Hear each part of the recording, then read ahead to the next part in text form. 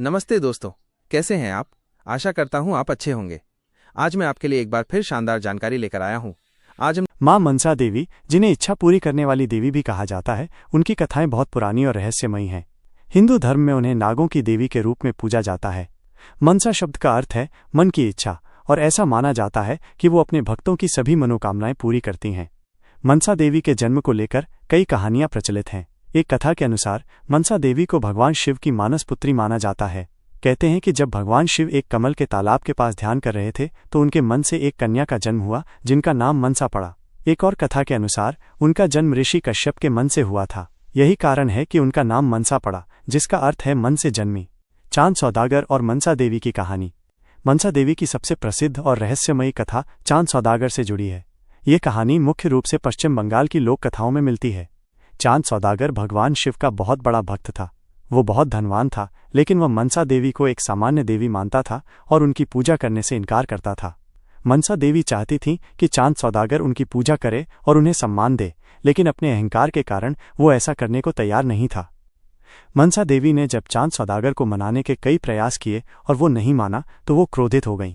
उन्होंने उसकी 7 व्यापारिक नावों को समुद्र में डुबो दिया और उसके 7 बेटों को सांपों से डसवाकर मार डाला। चांद सौदागर ने अपने सबसे छोटे बेटे लखींदर को बचाने के लिए बहुत कोशिश की।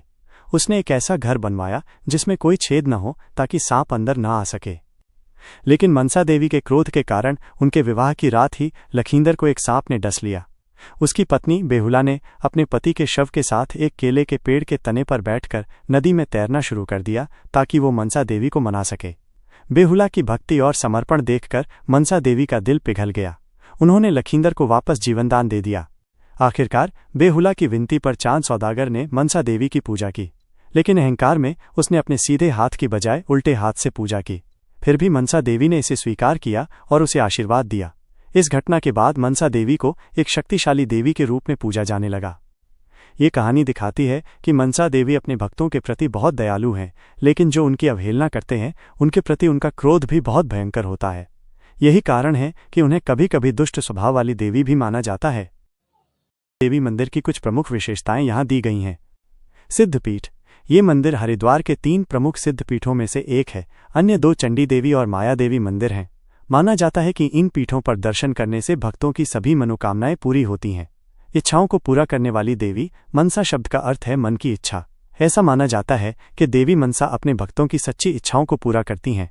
पहाड़ पर स्थित। ये मंदिर शिवालिक पहाड़ियों के बिलवा पर्वत पर स्थित है, जिससे यहाँ से पूरे हरिद्वार शहर और गंगा नदी का सुंदर दृश्य दिखाई देता है। जन्नत का धागा।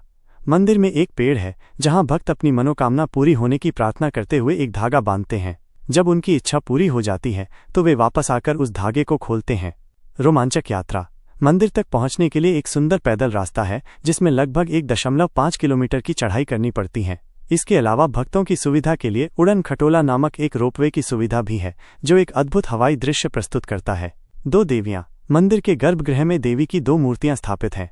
एक मूर्ति में 8 भुजाएं हैं, जबकि दूसरी मूर्ति में 3 मुख और 5 भुजाएं हैं।